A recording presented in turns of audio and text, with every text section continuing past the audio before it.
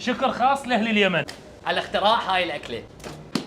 شيف عاصم، اللي تجيبيه هسه اول شيء تتبيله فينا خاص يعني. هذا مدفون، هذا بالسلفون طبعا. تفضل استاذي. كله 3 ساعات ونص تنتهي اللحمه تطلع حلقوم بعد. اهلا وسهلا بكم بغرفه السعاده عيني. هذا التمين اول ما يقعد على اللحام والدقائق يطلع، بعدين كل نوع البهارات يختبط فيه.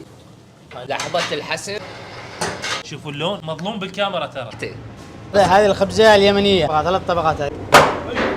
زيت، سمسم، وحبة سوداء. خلصنا التمين هذا، أزربيان. راح نخلي نص خروف. هاي اختصرت كل الحديث. الضلع. اهلا وسهلا بكم. نطيتوها خاف تبرد؟ ويلي في دول قلبك. الدقوس ايش قد مستوي؟ تمن عندهم طعم كلش مميز. ايش اسمها؟ هذه بحسه.